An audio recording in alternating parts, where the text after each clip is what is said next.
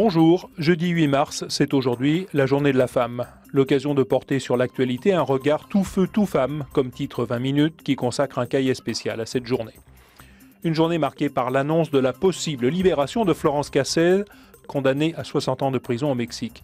Le juge rapporteur de la Cour suprême estime en effet que les droits de la Française ont été bafoués lors de son arrestation. Arrêtée, Samira Ibrahim l'a été, elle aussi, rappelle le Figaro. C'était par l'armée égyptienne Place Tahrir il y a 1 an. En prison, elle a été torturée et a subi le test de virginité. Depuis, elle réclame justice.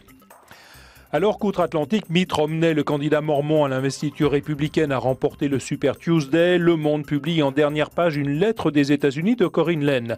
La journaliste y fait état de l'offensive anti-contraception des Républicains avec un titre choc. Mais c'est bien le terme qu'emploie Rush Limbaugh, l'animateur ultra-conservateur le plus écouté du pays, pour parler des femmes qui demandent que la pilule soit couverte par l'assurance santé. Métro affiche en une le sourire de Ramayad. L'ex-secrétaire d'État est selon une enquête la femme la plus influente sur Internet, devant Marine Le Pen, Ségolène Royal et Martine Aubry. 4 politiques qui ont pris le pouvoir virtuel. Hommes de pouvoir, Nicolas Sarkozy et François Hollande voient leur candidature auscultée par l'étranger à la une du Parisien, qui révèle que si en 2012 les femmes en font moins, ce n'est pas grâce aux hommes. Selon l'INSEE, si les Françaises se libèrent progressivement des tâches ménagères, 4 heures par jour contre 5 il y a 25 ans, c'est bien parce qu'elles ont une activité professionnelle et grâce aux technologies, parce que les hommes, eux, ne s'investissent que 6 minutes de plus dans ces tâches qu'il y a un quart de siècle.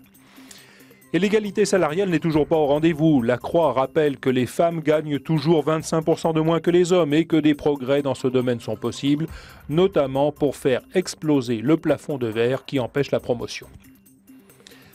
Alors que les footballeurs lyonnais ont été foudroyés à Nicosie, c'est le rugbyman Thierry Dussautoir qui est le sportif préféré des femmes journalistes de la rédaction de l'Équipe. Enfin, Libération rend hommage au travail de 6 femmes photographes dans un cahier spécial. Image de la fierté et de la beauté à travers le monde. Au revoir, à demain.